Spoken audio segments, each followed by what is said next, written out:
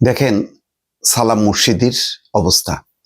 একজন কৃতি ফুটবলার, একজন অত্যন্ত স্বনামধন্য ব্যবসায়ী, বাংলাদেশের গার্মেন্টস জগতে যারা আজকে এই পর্যায়ে নিয়ে এসছে তাদের মধ্যে কয়েকজনের মধ্যে তিনি অন্যতম। অনেক বড় আকারে তার গার্মেন্টস ব্যবসা, তিনি ফুটবলও সফল, আবার গার্মেন্টস ব্যবসায় সফল। এই সফল মানুষটা একটা গর্তে পড়ছে। গুলশান 2-এ একটা পরিত্যক্ত বাড়ি, সরকারের পরিত্যক্ত বাড়ি, এটি তিনি বরাদ্দ নেন। কিভাবে বরাদ্দ নেন এটা আমি বলতে পারবো না।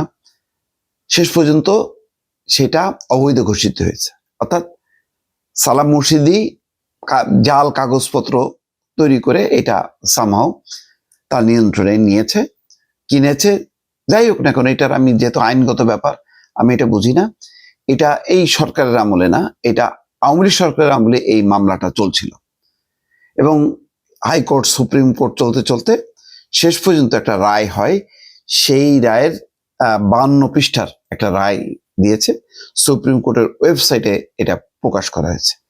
তাতে ওই বাড়িটা, সালাম মুর্শিদির দখলে থাকা ওই বাড়িটা পরিত্যক্ত ঘোষণা করা হয়েছে এবং সেটা সরকারের অনুকূলে বরাদ্দের জন্য নির্দেশ দেওয়া হয়েছে। তার মানে ওই বাড়ির মালিক আর সালাম মুর্শিদি না, এটা মোটামুটি আদালতের রায়ের মাধ্যমে প্রমাণ হয়েছে।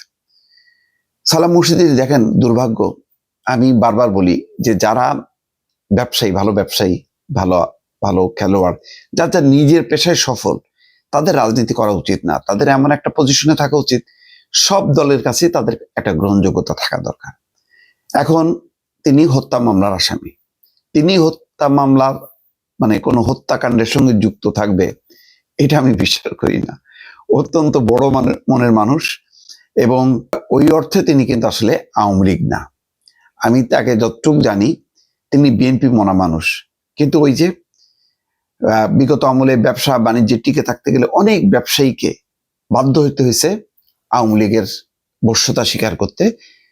কেউ কেউ একটু দূরত্ব বজায় রেখেছে, আবার কেউ কেউ একবার একাত্ম হয়ে গেছে। দেখেন সাকিব আল হাসান, মাশরাফি, তারপরে আরো অনেকগুলো শিল্পী, নাম করা শিল্পী, আমার অনেক প্রিয় শিল্পী তারা, কিন্তু এখন মমতাজের কথাই বলছি, আজকে তারা এই বিড়ম্বনার শিকার। বাংলাদেশের রাজনীতিতে যে সহিংসতা এবং আওয়ামী লীগ যেভাবে গণঅভ্যুত্থানের মাথায় মুখে পতন ঘটেছে, ফলে পতন ঘটেছে, সেই পতনের দায় পড়েছে যারা আওয়ামী লীগের গুরুত্বপূর্ণ দায়িত্বে ছিল তারা।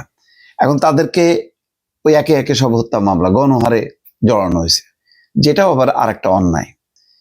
এখন ওনার বাড়িও গেল উল্টা হত্যা মামলায়। আমি বলবো যে এটা মিথ্যা হত্যা মামলা। হত্যা মামলায় উনি এখন কারারুদ্ধ, অথচ একটা বড় গার্মেন্টস ব্যবসায়ী। আচ্ছা বলেন, এইরকম বড় মাপের গার্মেন্টস ব্যবসায়ী যদি মাসের পর মাস কারাগারে আটক থাকে, তাহলে এই ব্যবসা বাণিজ্যের ক্ষতি হলে কি এটা কি শুধুমাত্র সালাম মুর্শিদের ক্ষতি? এটা কি দেশের ক্ষতি না? আজকে ওনার বিরুদ্ধে যদি কোনো মামলা থাকে, মামলা চলুক, উনি জামিন পাবেন না কেন? উনি স্বাধীনভাবে তার ব্যবসা বাণিজ্যগুলো পরিচালনা করতে পারবেন না কেন?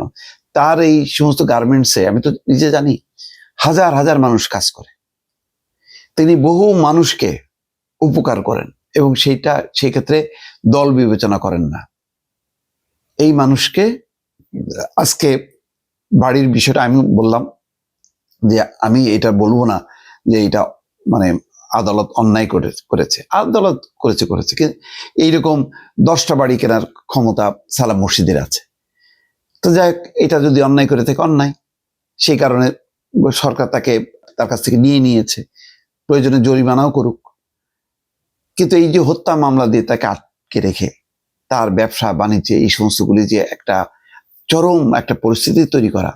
দেখেন কয়েকদিন আগে মির্জা ফখরুল ইসলাম আলমগীর কি বলছে, যে প্রতিষ্ঠানগুলো চলতে দেন, যদি কেউ অপরাধ করে অপরাধীর বিচার করেন, কিন্তু প্রতিষ্ঠানগুলো যাতে বন্ধ না হয়, প্রতিষ্ঠানগুলি টিকে রাখতে হবে। কারণ এগুলি তো অর্থনীতির এক একটা ছোট ছোট পিলার। আজকে সালাম মুর্শিদি মাসের পর মাসে জামিন পাচ্ছে না, কেন পাবে না? আমার আপত্তিটা এখানে। আমার আপত্তি এই না যে বাড়িটা নিয়ে নিল কেন, তার আমি প্রতিবাদ করতেছি তা না। বাড়ি নেয় নিক, আরো যদি বাড়ি থেকে নিক, কিন্তু লোকটাকে তো মুক্ত করতে হবে। এটা বাণিজ্যের স্বার্থে, অর্থনীতির স্বার্থে। সেই হত্যা মামলার কেমনে আসামি হয়? এত বড় একটা নাম করা ব্যবসায়ী, এত বড় একজন কৃতি ফুটবলার, বাংলাদেশের ফুটবলের ইতিহাস লিখতে গেলে সালাম মুর্শিদের নাম আসে। অথচ এই মানুষটা মাসের পর মাস কারাগারের মধ্যে আটকে রাখছে। খুবই দুর্ভাগ্যজনক এটা।